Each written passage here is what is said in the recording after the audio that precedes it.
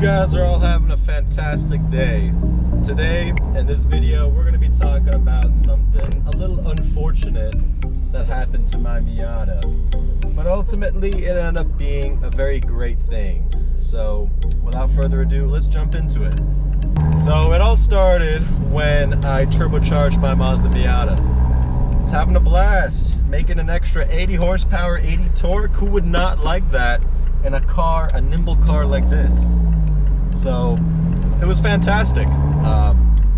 Got it all done, and I put about 800 miles on the stock transmission. And one day I was going on to an on-ramp, decided to give it just a little bit of gas, and then from shifting into first to second gear, I heard a loud bang, like a grenade just went off.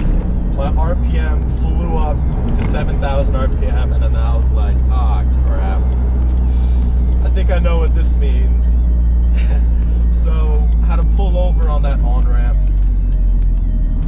Looked underneath the car, I see transmission fluid pooling up underneath, and then I was like, okay, this is not good. So, had to call a tow truck, had to get that all sorted out. But I was not able to shift into any gears.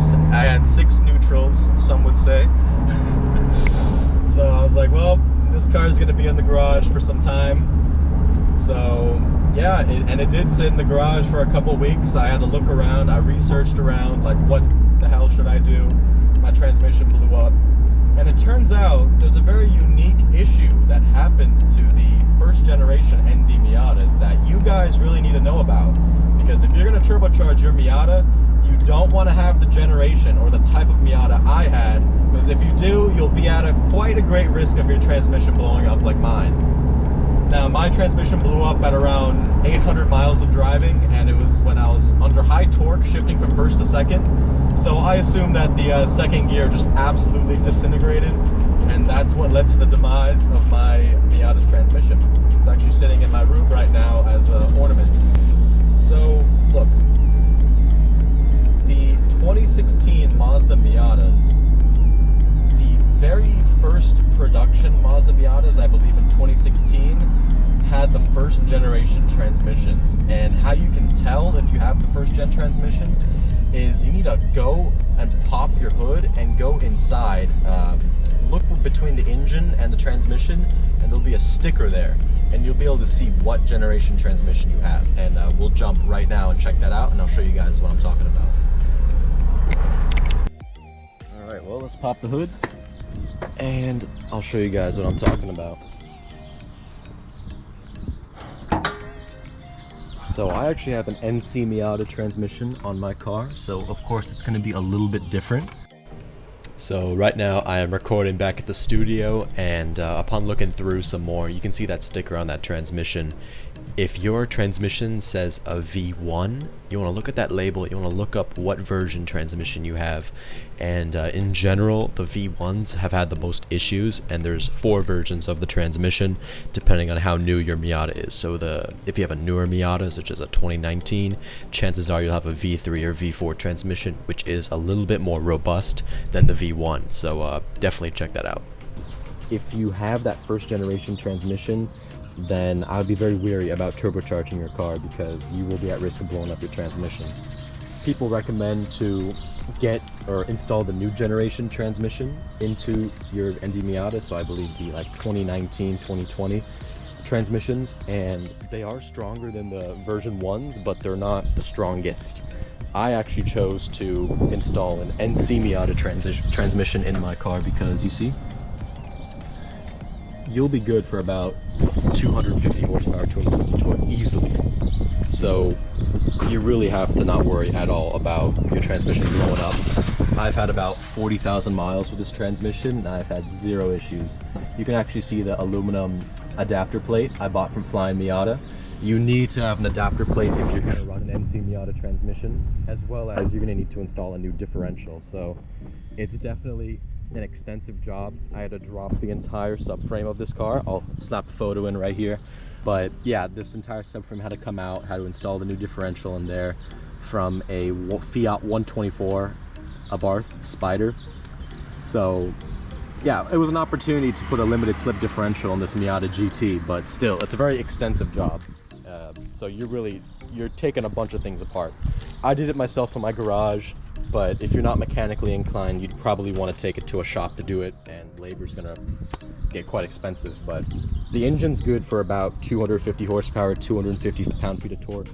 Not much more than that. Anymore, you'll bend the connecting rods, and yeah, there goes your engine. So really the main limitation of the Miata is firstly the transmission and the clutch, of course, and then you run into engine issues with the connecting rods bending. So I've just been running 250 horsepower, 250 torque, whatever the stock tune is, and it's been fine, the stock boost tune.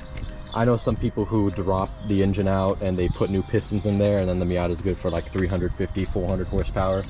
But honestly, 250 horsepower is good. It makes this car feel so much more alive compared to 150 horsepower, and really 300 horsepower, it would make it quite a lot for a car like this. 250 horsepower is like the sweet spot. And then you run into cooling issues, so I had to actually get a beefier radiator. I got the spider grill so we get more airflow. The paint is chipping, I gotta get that fixed up. Too many track days. But take a look in there, you can see the intercooler, and I did a lot of clever ducting, so I have enough of a gap there so that air can flow in, because I've been having a lot of cooling issues, especially in hot California. So make sure you have your cooling stuff figured out if you live in a hot climate.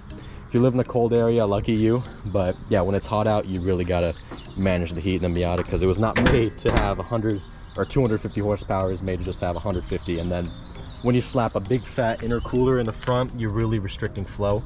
And then I also have an oil cooler on this Miata, so you're even more restricting flow. So cooling's an issue when you turbocharge your Miata. You gotta make sure your transmission's in good condition, one that can handle the power. Of course, with the clutch checked up, make sure you upgrade your clutch as well, and yeah, make sure you get your cooling sorted out as well. But if you get all that sorted out, oh man, this car is a blast to drive. I mean, getting the transmission was, I believe I paid like 600 bucks for the NC Miata transmission. And then I paid about $1,000 for the adapter plate, which is insane. But where else are you gonna buy one? And I had to buy a differential from Fiat 124 Barth that ran me about $900 for a limited slip differential. Had to buy a clutch and a flywheel. So definitely there were some expenses with this process.